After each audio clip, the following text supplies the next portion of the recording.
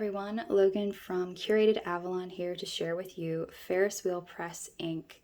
This is their Roaring Patina Black or Roaring Patina Black, which I think sounds far more sophisticated. This is my first purchase from Ferris Wheel Press, and it was their black ink. This is their inaugural black ink that drew me into purchasing from them. I love black inks.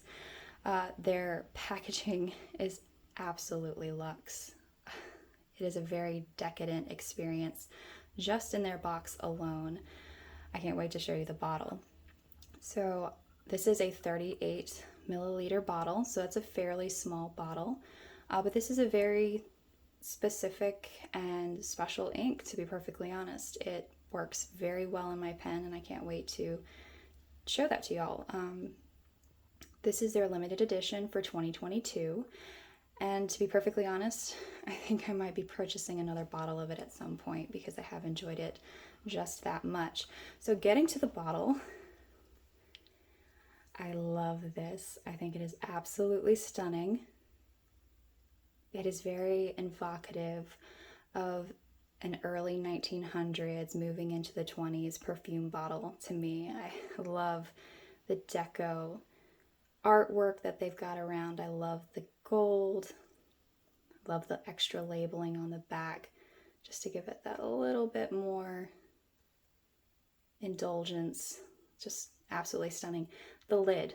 I honestly can't talk about the lid enough because this is just, it's almost funny to me because they've got this big like hex nut lid on this gorgeous bottle and it just works. It has that industrial impact that the Deco era was so known for. All right, so that's the bottle, which, as I said, completely lovely, but we need to get to the actual ink. So I'll do a swab real quick, and I also have a splatter that I let dry overnight that you all will actually be able to see too here. I shook this just a few seconds ago, but let's face it, the glitter has settled by now. Alrighty. Like I said, love this lid. This actually has a lot of weight to it. This is definitely not a bottle you would throw out. You would want to reuse this for something, if not another one of your favorite inks, maybe a perfume. It actually reminds me so much of a BBC show that I used to enjoy called The Paradise. And I watched that show while it was running. Let's see, it was based off of, I believe originally it was a book based in France on their first department store, but for the show they flipped it and it's in England, and it is the first department store, and just everything, I think it's early 1900s, everything in the place was just stunning and rich, opulent, very opulent. Alrighty, as that dries, I'll go ahead. I've got the ink in my Stellar Black Wholesaler pen with a zoom nib. I've been using this ink in here quite often and really enjoyed it just for everyday things. Okay, so just a little bit of a disclaimer. I am not a glitter ink user. The first time I used it was just a few weeks ago. I'm just not a glitter ink person. However, I did not hate the experience using a glitter ink a few weeks ago. That was one of the beautiful gold inks that I used in this pen, and I kind of wanted to explore a little more, so I went ahead and pulled the trigger on this ink, and I absolutely love using it, especially in this pen. I haven't tried it in anything else. I'm a little wary of putting, let's see if I can get that to zoom in.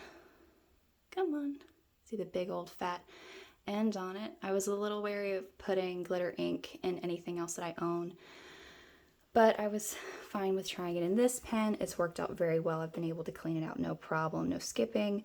But this ink specifically, I don't know, it doesn't feel like a glitter ink to me at all. It just flows so well.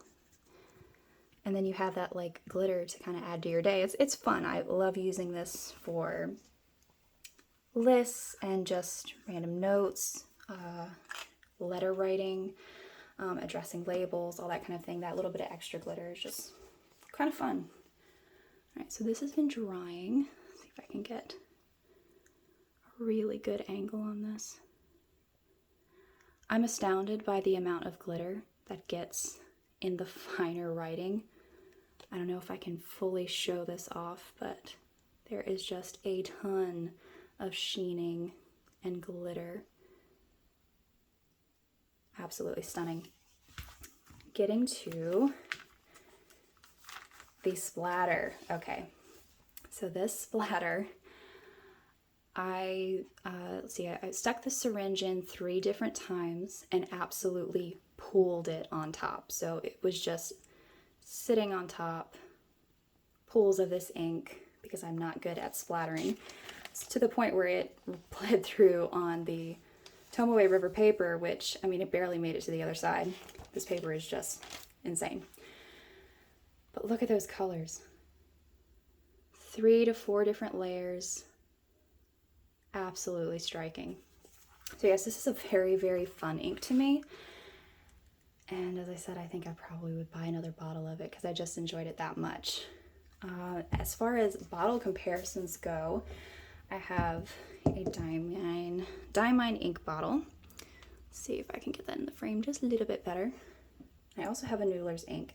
So size-wise, we understand what we're dealing with. This is a 38 milliliter. This is an 80 milliliter, so quite a bit more ink for the money, but this is definitely more of a specialty ink and product.